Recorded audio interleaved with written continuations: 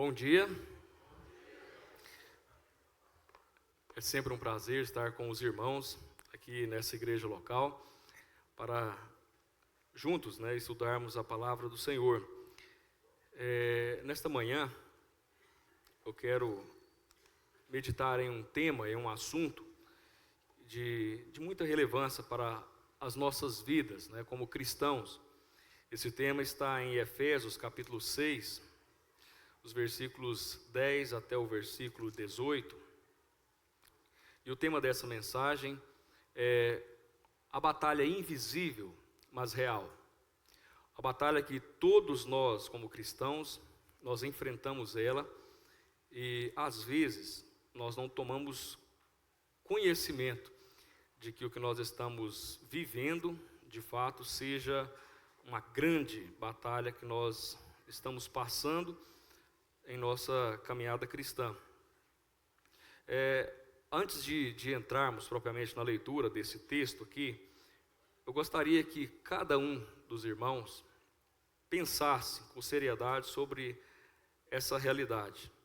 Nós estamos em guerra, e essa guerra não é uma guerra física, uma guerra de nação contra nação, não é uma guerra contra pessoas, mas não é uma guerra também contra famílias, não é uma guerra contra irmãos, não é de irmãos com irmãos, não é uma guerra contra vizinhos, contra autoridades, contra colegas de trabalho ou contra qualquer ser humano, mas é uma guerra espiritual, uma guerra invisível, uma guerra real, séria e, acima de tudo, ela é constante. Ela não é como ocorre, por exemplo, em uma guerra comum, onde nós vemos, por exemplo, na nossa realidade de hoje, aquela guerra entre os Estados Unidos e o Irã, e de vez em quando dá aquela suspensão, olha, por enquanto ninguém ataca, vamos manter a paz aqui por esse período, e depois não deu certo, volta a guerrear, e há combate entre as duas partes, e perdas, e prejuízos, e mortes, e tantas coisas.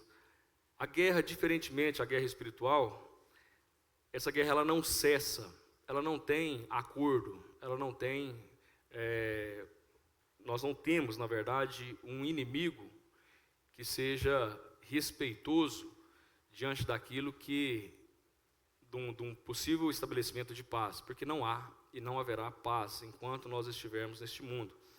E essa é a realidade aqui, e esse é um problema que muitas vezes nós, como cristãos, nós não tomamos conhecimento diante desse grande problema que nós estamos vivendo e achando como se não houvesse guerra. Vivemos distraídos e, o pior de tudo, desarmados. Quando se está diante de um combate, além da preocupação com as investidas do inimigo, o problema maior é quando os combatentes não estão preparados para a guerra, quando eles não estão armados, quando eles são pegos de surpresa, despreparados, e o pior de tudo, confiando em si mesmo. E essa é uma tragédia que acontece, às vezes, tão comumente na igreja. E o objetivo dessa mensagem de hoje é justamente nos alertar para esse fato de que todos nós, eu e você, temos um inimigo em comum. E o nosso inimigo não é o nosso irmão, que vez em quando, ou vez em sempre, nos contraria. Alguma coisa que está acontecendo dentro de uma igreja local, e eu posso dizer com toda a convicção de que eu não sei se existe, se tem, se está tendo problema entre irmãos ou entre alguma coisa nessa igreja local. Eu não sou daqui, eu estou imune a qualquer tipo de influência de alguma coisa que possa estar ocorrendo, se estiver ocorrendo. Mas algo que é um fato é que a igreja do Senhor Jesus Cristo, independente em qualquer localidade em que ela estiver reunida, ela tem problema, ela tem conflito, ela tem atritos, ela tem guerra. E às vezes nós pensamos que a nossa guerra é contra o nosso irmão que está nos contrariando em alguma coisa. A guerra é contra a liderança, a guerra é contra alguém da membresia, a guerra é contra algum fato que não está satisfazendo ou não está agradando você dentro de uma igreja local. E às vezes nós levamos isso para o lado pessoal, quando a Bíblia nos fala o seguinte: por trás de tudo isso, existe uma força espiritual, nas regiões celestiais, governando e conduzindo para que o povo de Deus comece a brigar entre si, a conflitar entre si, achando que o seu inimigo é o seu irmão, carne e sangue. Quando na verdade o nosso inimigo é comum e ele está fazendo com que nós venhamos a perder a visão daquilo que é espiritual, para começarmos a enveredar por conflitos e ocorrendo assim uma tragédia no meio do povo de Deus. Lembrem-se, irmãos, que uma reunião como essa, numa igreja local, isso, quando nós estamos envolvidos nessa nossa espiritualidade, quando nós temos essa vontade de servir ao Senhor e agradarmos-nos do Senhor, isso não é possível ser experimentado de longe. Por mais que uma live como essa seja proveitosa, e é proveitosa, mas aqueles nossos irmãos que estão nos assistindo, eles não estão sentindo o que nós estamos vivenciando aqui entre nós. E às vezes, isso é uma infelicidade, mas não raras às vezes é uma felicidade, porque às vezes nós estamos envolvidos em um ambiente que está gerando tanto atrito, que a gente não tem prazer de estar congregando. Quando a palavra de Deus nos diz em Salmos: alegrei-me quando me disseram, vamos à casa do Senhor, essa é uma verdade que deve ser real na vida de todo cristão. Mas o inimigo não se alegra dessa mesma verdade. Ele combate contra as nossas almas para fazer com que cada um de nós venhamos a ter tristeza quando nos disseram, vai ter reunião, não é? E essa é aqui a mensagem da palavra de Deus, que nós precisamos entender, que o nosso inimigo às vezes está cirandando no nosso meio, diferentemente daquilo que ocorre lá no mundo, onde os nossos inimigos, talvez do nosso trabalho, talvez do nosso concorrente, né, no nosso ramo de profissão, enfim, várias outras coisas que nós poderíamos imaginar de nossos adversários comuns, né, e eles nos combatem de maneira externa para nos prejudicar. Satanás é um inimigo astuto. E a palavra de Deus nos diz em 2 Coríntios, capítulo 2, versículo 11, que nós, como servos de Deus, não poderemos ignorar os seus ardis, ou seja, as suas astúcias, que ele consegue fazer com que nós, às vezes, venhamos a tirar a visão dele e focar a nossa atenção no problema, como sendo os nossos irmãos ou uma igreja local.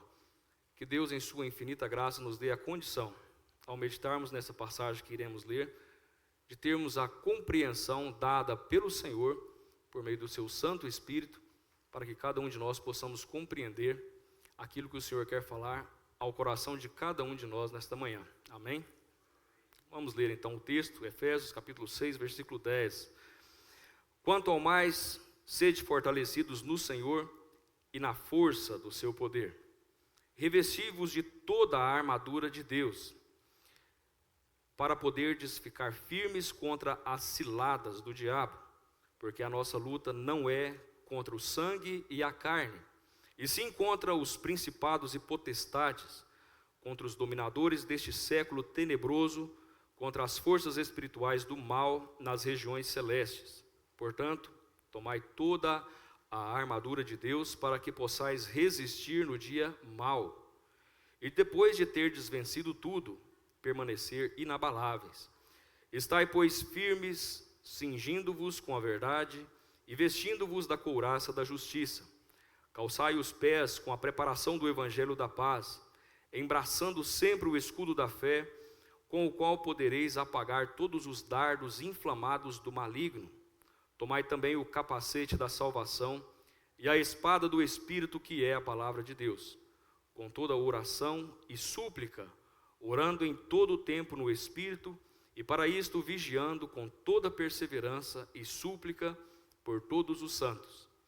Que Deus nos abençoe a meditação que faremos nessa passagem. Amém.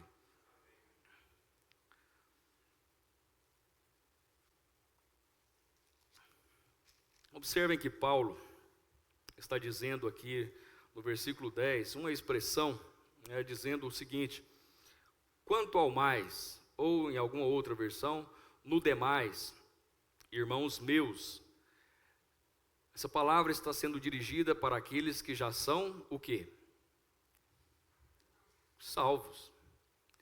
Paulo está chamando aqui os irmãos para tomarem conhecimento de algo que ele iria agora trazer, sobre no encerramento dessa carta aqui, que ele já estava concluindo, a carta aos Efésios.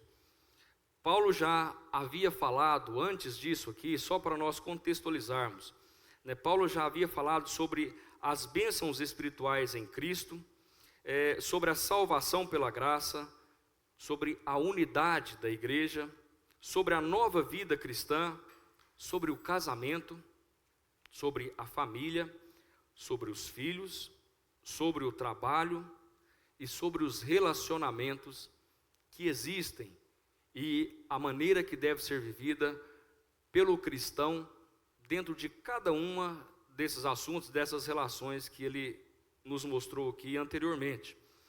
Depois de tratar da vida cristã em suas várias áreas, ele diz então aqui no versículo 10 do capítulo 6, no demais, irmãos meus.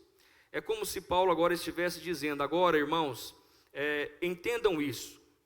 Tudo isso acontece em um contexto, e esse contexto, ele não é de paz.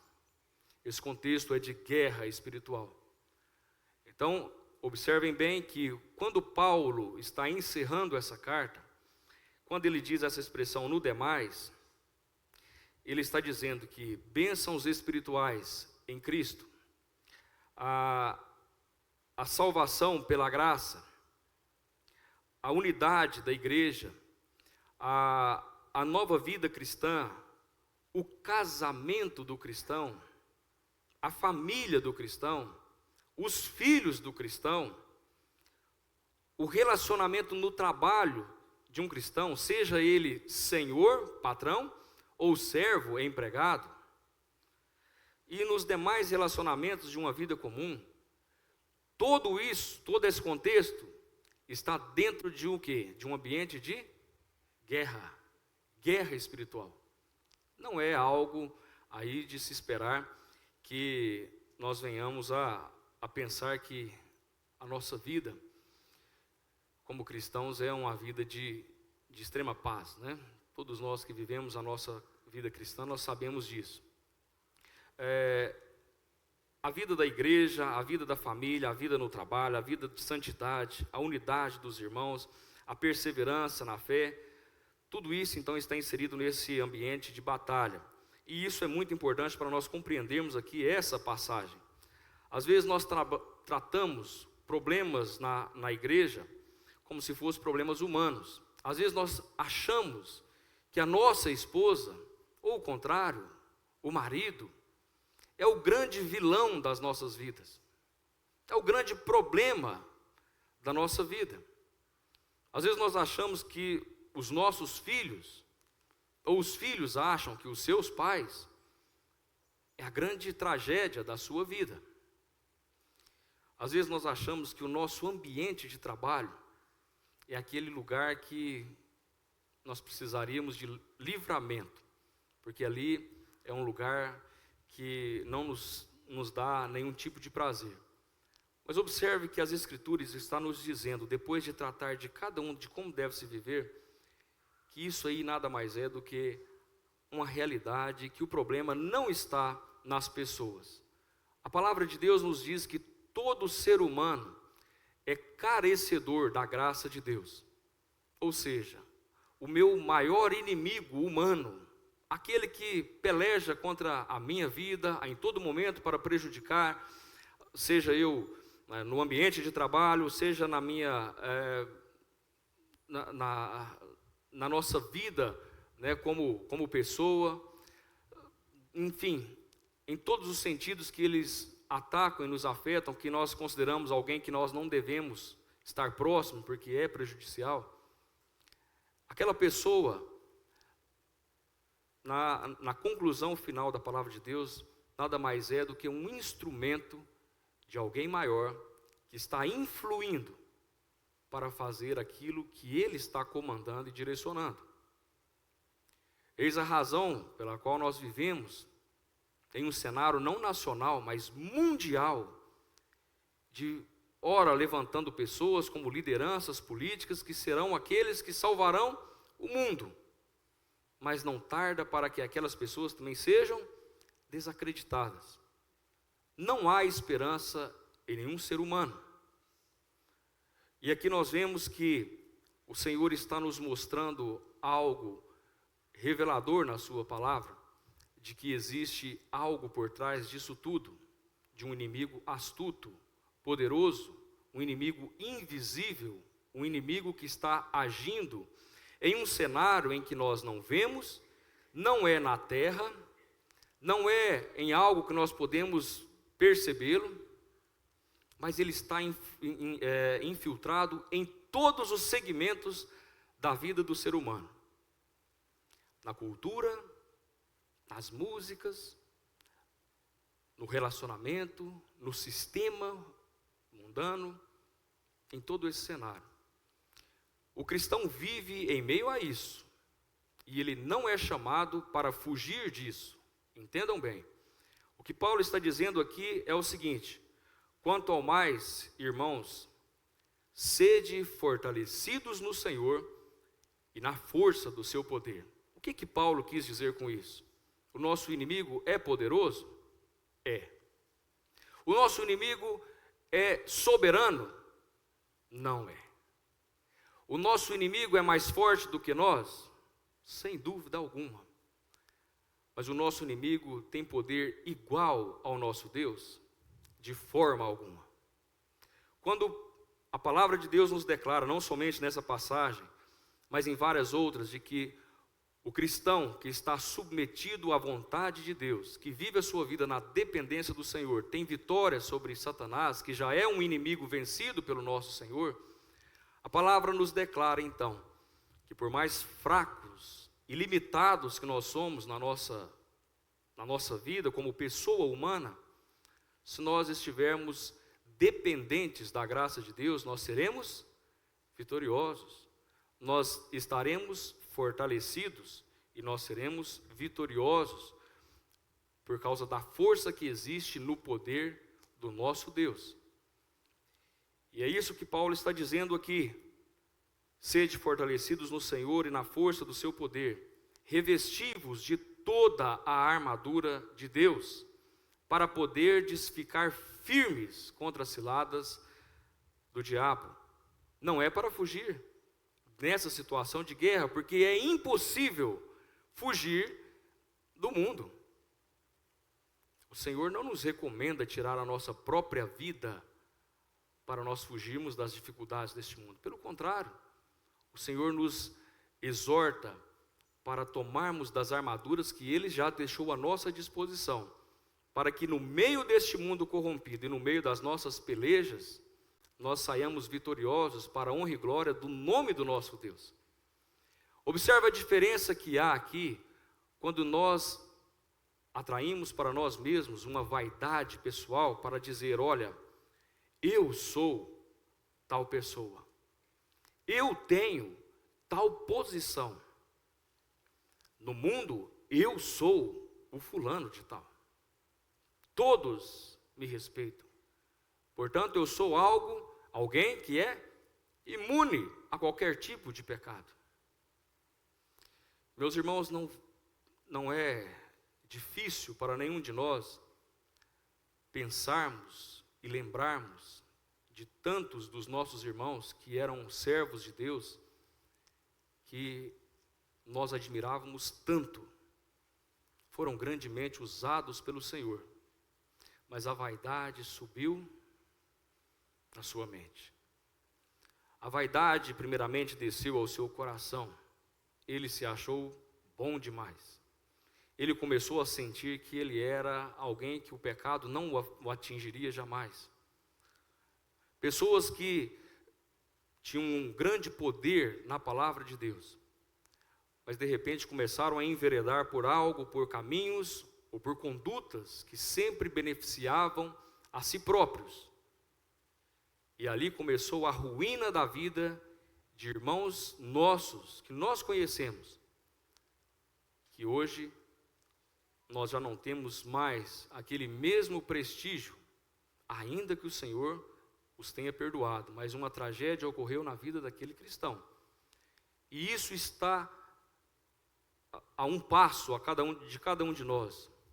Eu não sou perfeito, eu não sou autossuficiente, eu não consigo enfrentar essa batalha espiritual, seja na minha vida familiar, seja no meu relacionamento conjugal, seja na minha relação com os meus filhos, seja no meu ambiente de trabalho, seja na minha vida de santidade, que o Senhor exige de cada um de nós, os cristãos. Eu não consigo, e você também não, vencermos as dificuldades, as tentações e as lutas espirituais que existem em nosso ambiente, em nosso mundo. Nós não conseguimos vencer pela nossa própria força.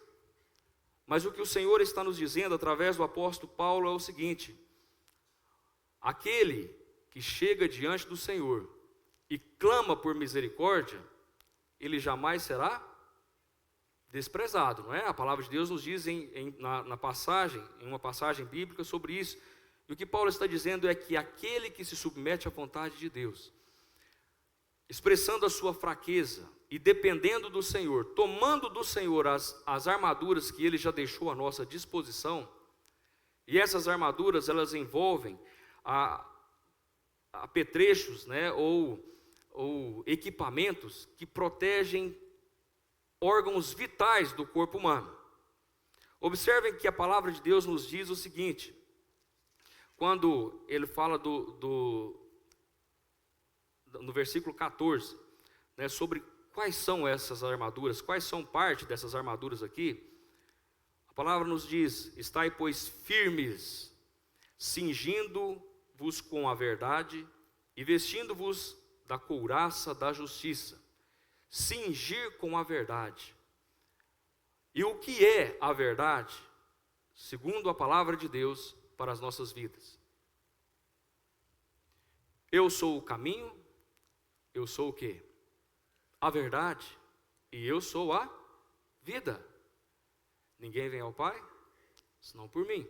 Mas observa algo, a palavra nos declara também que a palavra de Deus é a verdade, não é? O que a palavra de Deus nos declara é a verdade. O nosso Deus é a verdade. E quando a palavra de Deus nos diz, é necessário nós cingirmos os nossos lombos, né, com a verdade, esse cinto, essa amarração que deve existir para que as vestes do guerreiro não caia no combate. O principal instrumento que ele está dizendo desse equipamento para a guerra é nós estarmos amarrados com a verdade. E essa verdade ela deve guiar a nossa conduta e a nossa vida. Quando nós chegamos em uma situação em que o inimigo, astuto e poderoso como ele é, utilizando de outras pessoas para nos colocar em xeque, você é um cristão? Se você fosse um cristão, você não pecava nesse tipo de coisa. Você acha que vai ser salvo? Você acha que vai ao céu? O cristão deve lembrar do quê? Aquele cristão que está armado com as armas de Deus, ele consegue refutar aquilo que está sendo lançado contra ele com a verdade. A palavra declara que eu sou salvo pela graça de Cristo.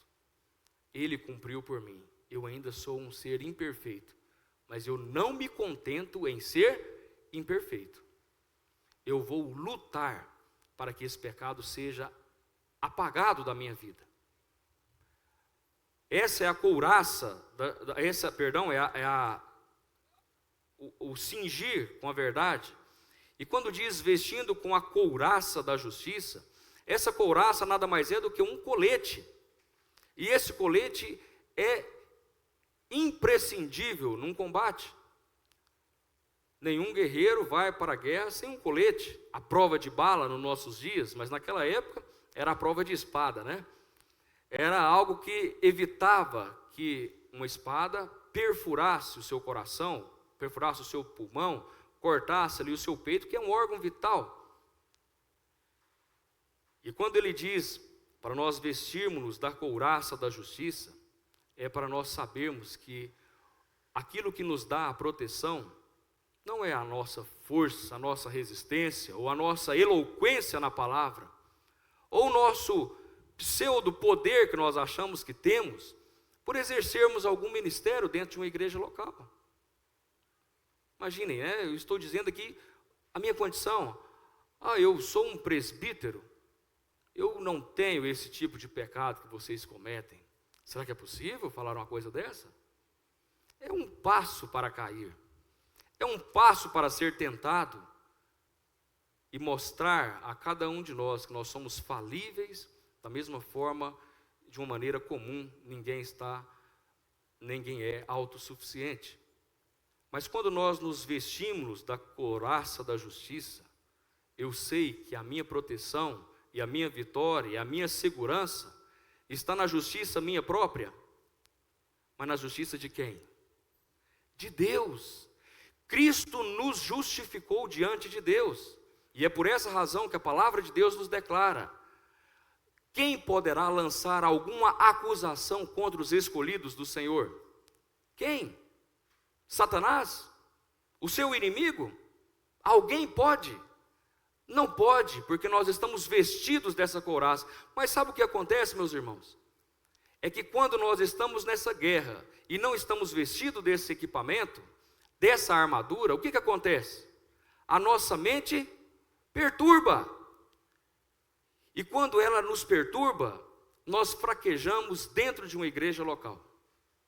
Nós fraquejamos dentro do nosso ministério, dentro daquele dom que Deus nos chamou para agirmos e exercermos numa igreja local para o crescimento, edificação e fortalecimento uns dos outros, para a honra e glória do nome do Senhor Jesus Cristo. E quando a guerra vem sobre as nossas vidas, e alguma acusação é lançada contra nós, alguma palavra é atravessada que nós não gostamos, se nós não estivermos revestidos dessa couraça da justiça, o que nós vamos achar? Você tem razão, eu não sirvo para ser cristão. Você tem razão, eu sou muito pequeno. Eu estou louco a achar que um dia eu vou ser salvo. E sabe o que Satanás tem usado? Tem usado até mesmo da religião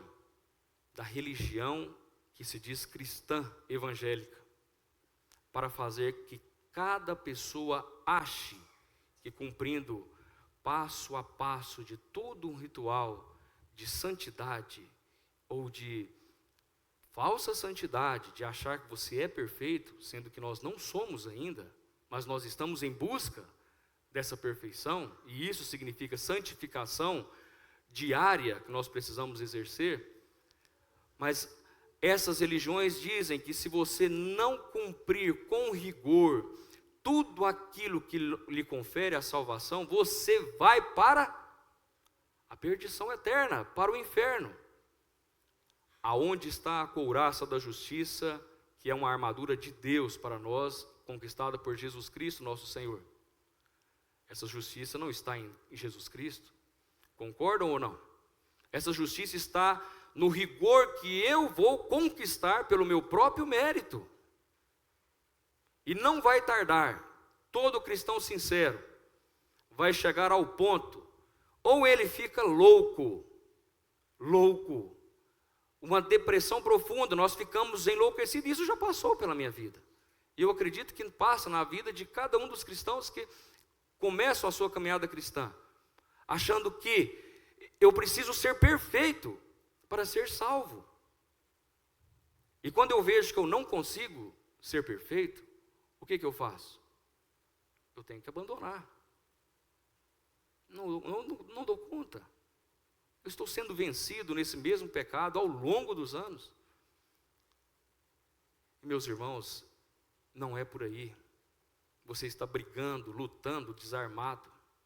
Se você estivesse revestido com a couraça da justiça, saberia muito bem que a justiça que te justifica dos seus pecados, ela já foi conquistada na cruz. O Senhor já o justificou diante de Deus. E o que Ele exige de cada um de nós é militar a boa milícia, combater o bom combate, pelejar nessa batalha espiritual, revestindo daquilo que Ele já nos deu. E Ele já nos deu a sua palavra, que é a verdade. Ele já nos deu a couraça da justiça, que é aquilo que garante a nossa salvação. Significa que por mais que eu peleje, eu ainda sou falho, sou fraco, mas eu não me conformo mais com o pecado. Eu quero abandonar o pecado. Eu busco o Senhor a todo momento para me dar forças para superar aquela dificuldade. Mas eu sei que a minha salvação não está no meu mérito. A minha salvação está conquistada pelo que o Senhor Jesus Cristo fez na cruz do Calvário. E isso nós alcançamos por meio do quê? Fé. E a palavra nos diz ainda, nós vimos duas armaduras, mas nós vimos aqui a terceira no versículo 15. Calçai os pés com a preparação do evangelho do quê? Da paz. Esse evangelho não é o evangelho da guerra, ainda que muitos pensem que ele está contra nós. Mas o evangelho nada mais nos faz do que mostrar e iluminar o nosso coração e mostrar que nós estávamos errados. O evangelho é justamente a palavra de Deus que chegou até nós e nos mostrou o caminho da salvação. Não pelo próprio esforço, não pela penitência, não pela busca de querer ser perfeito para depois arrepender dos seus pecados, confessá-los diante do Senhor e crer no Senhor Jesus Cristo. Nada disso. O Evangelho nos mostra que o homem está condenado sem Cristo e que é exigido da parte do ser humano simplesmente o reconhecimento do seu estado de pecado, voltar àquela natureza, entender aquilo que está distanciando ele da vontade de Deus, confessar os seus pecados com a boca e crer no seu coração que Jesus Cristo já fez tudo por nós. E esse evangelho, entendam bem, que esse evangelho aqui, que nós, um dia chegou até nós e ele nos mostrou, ele também é uma armadura, porque o cristão ele não é chamado para ficar aonde? No banco. Estamos em clima de Copa, e se um jogador que está no banco reserva não for para jogar, nós nem sabemos quem são os jogadores, né? Os 11 que estão no banco. Para ele aparecer, ele precisa jogar. E quantos de nós, irmãos, fomos vencidos por Satanás em nossa mente, fazendo com que nós ficamos no reserva, no nosso banco, sem disposição para nada, sem vontade de orar, sem vontade de se dispor para fazer uma abertura, para auxiliar em alguma coisa. Quantos de nós já fomos vencidos por Satanás nessa guerra invisível, sendo que ela já foi conquistada e ela já é uma guerra que o nosso inimigo já está vencido. E aqui diz, esse evangelho, ele precisa ser executado por cada um dos cristãos. Ele faz parte da armadura. O evangelho ele precisa ser preparado, ele precisa ser vivido em nossas vidas para que outras pessoas sejam alcançadas pela graça que um dia chegou até nós por meio do Evangelho. Pensem bem, eu não consigo chegar até o seu ambiente de relacionamento, com a sua família, com os seus amigos de trabalho, no seu ambiente onde você convive, para pregar o Evangelho. Da mesma forma, você não consegue chegar até os meus amigos, até a minha casa, até o meu ambiente onde eu trabalho, onde eu convivo. Mas cada um de nós, calçando os pés com a preparação do Evangelho da paz e tomando essa armadura que o Senhor tem nos chamado, nós podemos fazer a vontade de Deus em quantos lugares? E isso é imperioso para as nossas vidas espirituais. Se nós não nos dispusermos, nós seremos vencidos. E ele diz aqui no versículo 16: embraçando sempre o escudo da fé, com o qual podereis apagar todos os dardos inflamados do maligno. Muitas vezes, meus irmãos, a guerra não precisa ir até a uma tragédia tão grande. Satanás não para de atirar flechas inflamadas, que se nós não estivermos com o escudo da fé, com a convicção de em quem eu creio, do que Cristo fez por mim, do que eu sou em Cristo, do que nós temos nas regiões celestiais, já conquistado pelo Senhor Jesus Cristo, a nossa vitória, a nossa salvação. Se eu não conseguir embraçar esse escudo da fé para apagar esses dardos inflamados do maligno, os seus dardos vai fazer com que nós venhamos a morrer, inflamar por tão poucas coisas. E ele não precisa de muita coisa. Quer um exemplo que acontece? Não sei aqui, mas acontece, por exemplo, em uma realidade, uma igreja local, como a minha que eu reúno. Às vezes, o semblante sisudo, fechado de uma pessoa, e a palavra como ele diz, aquilo faz com que uma pessoa entenda o quê? Ele está contra eu. Ele não gosta de mim. E aí eu procuro a minha esposa e falo: olha, Carol, fulano me tratou mal. E ela diz o seguinte: eu não acredito. Você mexeu com você, mexeu comigo. E ela chega e fala: olha, fulana, minha grande amiga, irmã, o fulano está fazendo isso. E aí a coisa começa a inflamar dentro da igreja. E quando a gente vê, estamos em guerra por meio de um dardo inflamado que o maligno lançou.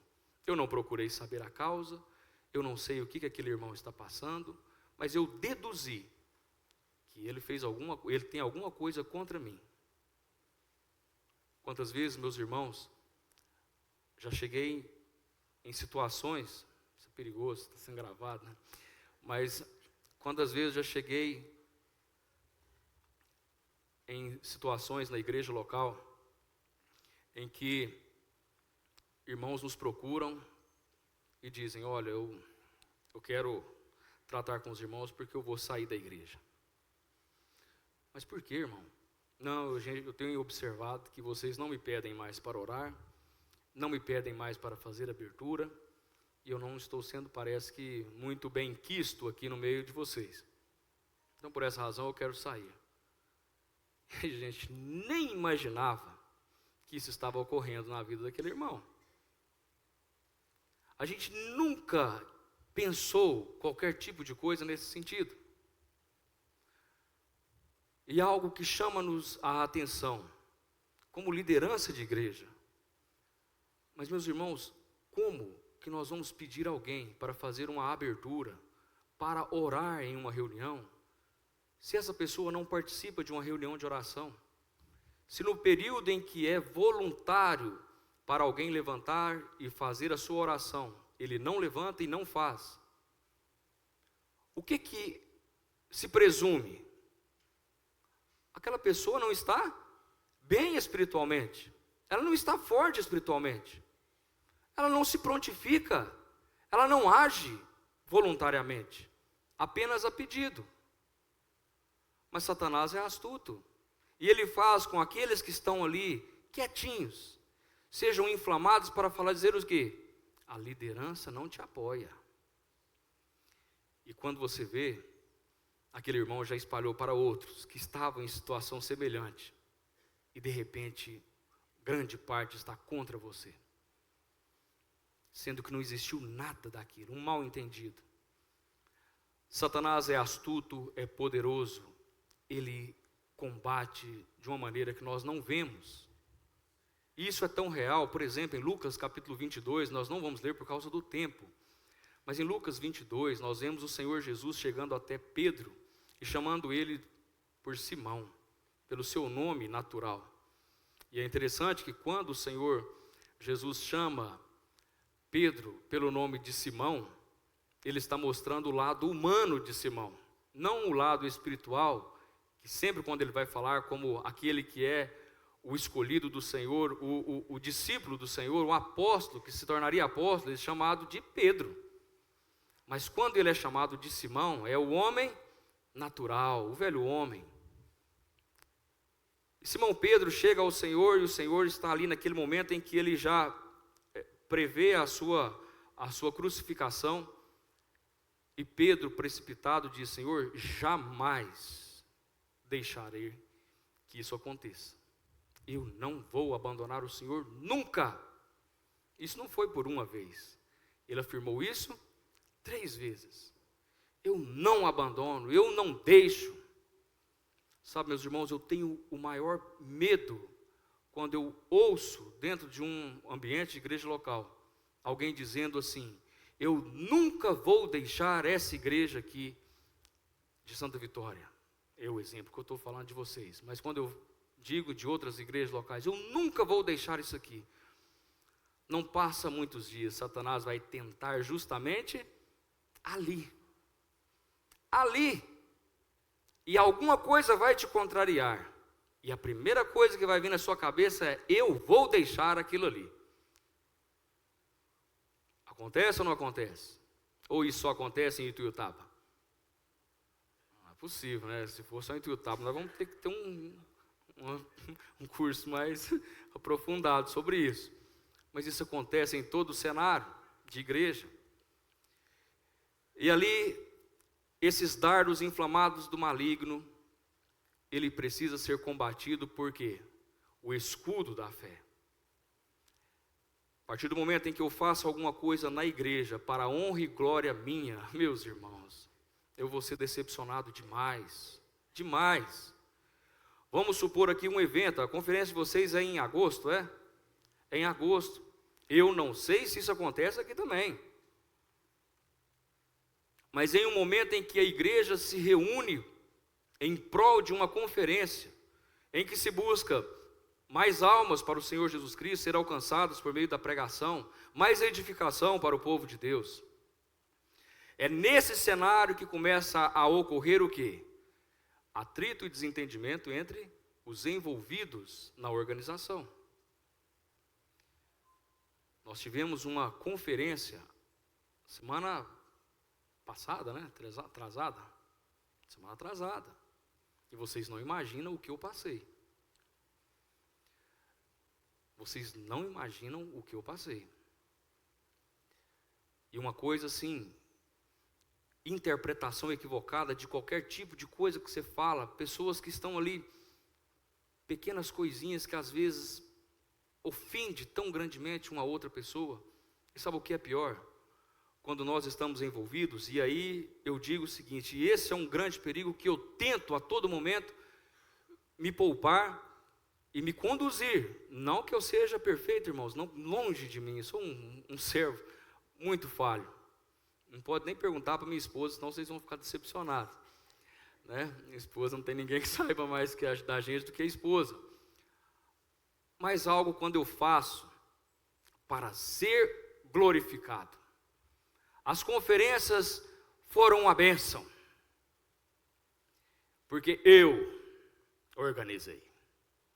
Meu amigo, a partir do momento que você faz isso, a sua vida começou a ruir, na base. E quando eu busco glória para mim mesmo, em breve eu vou ficar desapontado. Porque às vezes, e é algo interessante, esses dias eu olhando algumas fotos de 2013, 2014, tentando pegar algumas fotos da igreja, que eu estava ali presente, sabe o que eu encontrei? Nenhuma foto minha. Eu era o tirador das fotos, eu que estava tirando as fotos. Mas olha só, se eu estivesse com a vaidade, mas que é isso? Eu sou o presbítero, eu não posso, eu tenho que ser estrela da vez. Meus irmãos, às vezes numa conferência, na comida ou em alguma coisa em que é feito, se a pessoa não for honrada e glorificada e falar, olha, se não fosse a irmã, se não fosse o irmão, não aconteceria isso. Quando a gente espera elogios e reconhecimento aqui, nós vamos ficar decepcionados. Mas olha o que é o escudo da fé. Quando eu faço para a honra e glória do Senhor, eu não faço querendo aqui um elogio da liderança, um elogio da equipe que está organizando alguma situação. Eu faço para o Senhor. E esse escudo da fé é aquilo que nos protege. Satanás lança o seu dardo. Olha, você não estava na foto. Olha, você não foi lembrado ali, lembrou do fulano, da ciclana, do ciclano e do irmão tal, mas o seu nome ficou para trás. E ali está o problema que faz com que a gente inflame, mas quando a gente defende com o escudo da fé, a gente pensa o quê? Eu não fiz para a liderança, eu não fiz para a organização, eu fiz para o meu Senhor. E quando a igreja anda com a visão das regiões celestes em que ela está envolvida, ela não está mais preocupada com elogio humano. E isso precisa ser despido, irmãos, dessa nossa vaidade. As armaduras que nós precisamos nos revestir, não é de armadura de vaidade, mas é daquelas armaduras que nos protegem. E dentre as armaduras que nos protegem está esse escudo da fé, que quando Satanás lança os seus dardos, eu estou me defendendo com a fé que eu tenho àquele a quem eu sirvo. Além disso, nós vemos que nós precisamos, versículo 17, tomai também o capacete da salvação. A nossa cabeça é uma parte vital do nosso organismo, e nós como corpo de Cristo, se a nossa cabeça for afetada pelas armas do inimigo, pelos dardos inflamados do maligno, nós seremos o quê? Derrubados. Nós fraquejaremos a nossa caminhada.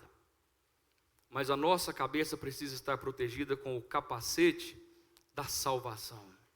Nós somos salvos. Nós somos salvos pelo que Cristo fez por nós. E eu não vou deixar que nada daquilo que as pessoas, ou que o mundo, ou que o maligno está colocando na minha mente, venha me perturbar, fazendo com que eu pense que eu não sou um salvo. Porque a minha salvação foi conquistada pelo Senhor Jesus Cristo, o meu Salvador. E esse capacete reveste a nossa mente para que isso não perturbe a nossa caminhada cristã. Ao passo em que quando eu erro e quando eu falho, eu fico contrariado, eu fico envergonhado, eu fico entristecido, sim, mas eu não temo que eu perdi a minha salvação, porque eu estou com o capacete da salvação. Eu estou com essa armadura que o inimigo não vai afetar a minha mente. E isso faz com que nós tenhamos a convicção e certeza de que as armaduras, o que Cristo já tem conquistado por nós, o Senhor tem agora nos dispensado essas armaduras para que nós venhamos a nos revestir dela. E esse revestimento ele precisa ser diário, a todo momento, ao ponto em que nós possamos saber, e isso aqui é uma realidade. Essa semana, é até 11h15 que é o prazo, ou a reunião, é até 11h15. Tá, eu vou só mais 11h12 ali, vamos terminar rapidinho. Mas eu só um detalhe aqui. E uma ilustração de algo que essa semana fez eu refletir, né? Essa semana a a minha filha, né, a Giovana, 4 anos, mas com habilidade de argumento fora da curva, né?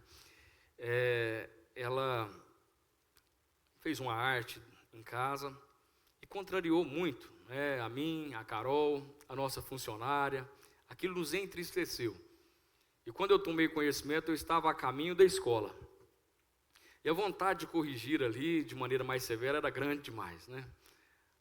Não é possível que fez isso, né? Que ofendeu uma pessoa, que fez, que falou esse tipo de coisa. Eu não me conformo. E aí eu falei, olha, você está indo para a escola agora, mas quando voltar, a conversa vai ser diferente. Tá? Você pode preparar, porque o que você fez é sério, é grave. E você vai ser corrigida severamente. E aí ela veio argumentando, né? Papai, você vai me bater? Eu falei, não sei, né? Aí, chorando e tudo, chegou na porta da escola e falou assim, papai, você pode me bater aqui na escola? Para não ter que me bater em casa? Eu falei, é fácil, né? Na frente de testemunhas, na frente de testemunhas, você sabe que a correção vai ser mais branda. Mas o que me chamou a atenção não foi isso, né? É que quando ela retornou da escola e que tanto eu quanto a Carol fomos corrigi-la, e aí eu fui pensar, né? Um filho pode fazer de tudo, andar errante, fazer coisas que nos desagrada, envergonhar a gente, mas ele nunca vai deixar de ser o quê? O nosso filho. Nunca.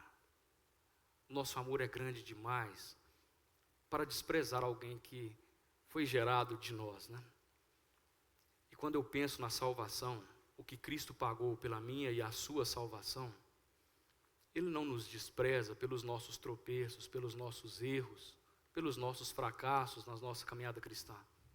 Nunca. Custou uma vida.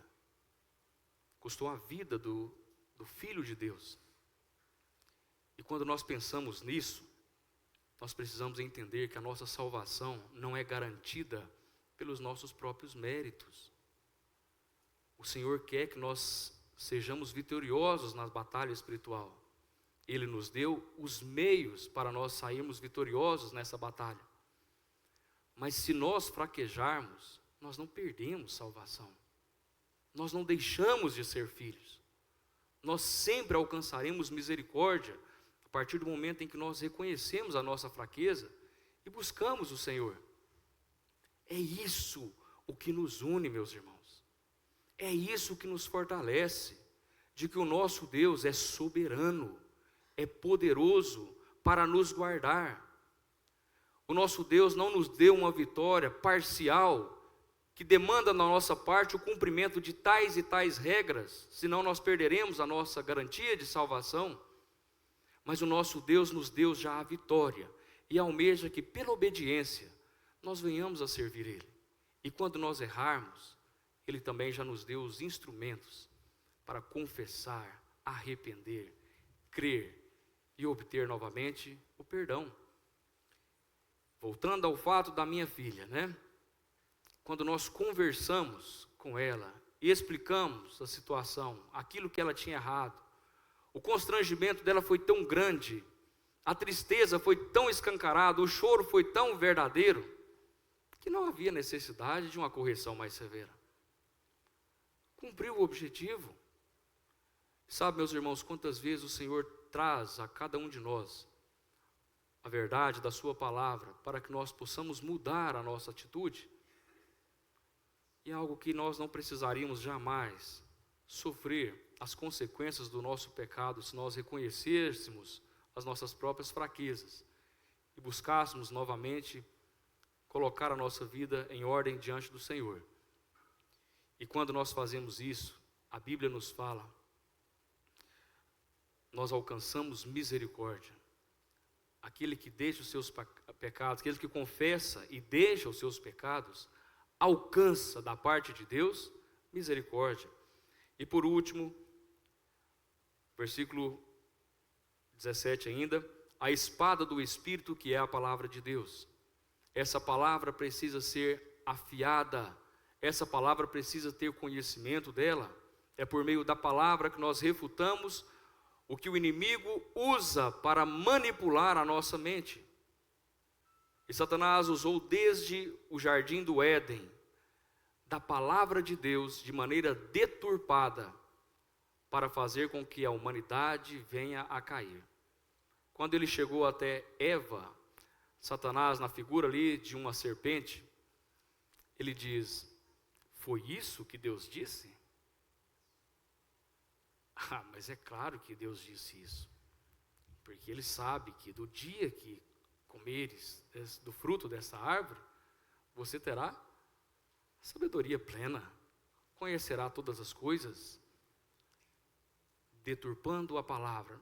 Na tentação no deserto do Senhor Jesus Cristo, Satanás também usou da palavra deturpada, mas ali ele caiu do cavalo, né? Ali o Senhor conhecia a palavra e refutou com a palavra, e almeja que cada um de nós também venhamos a ter conhecimento da palavra, para refutarmos as investidas de Satanás. E tudo isso é conquistado, meus irmãos, o que está no versículo 18. Isso só é possível ser conquistado por meio de quê? Sair daqui louco para brigar?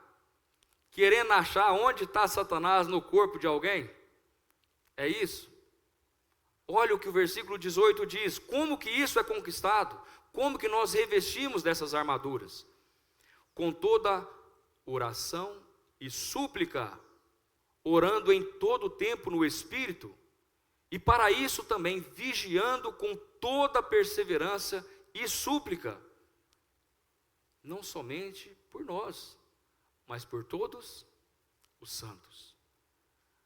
Eu não tenho mais prazo, mas eu quero concluir aqui. Eu não sei a realidade, mais uma vez, da igreja local, mas uma das reuniões que estão sendo desprezadas e ao ponto de ser cessadas em várias igrejas locais é a reunião de oração.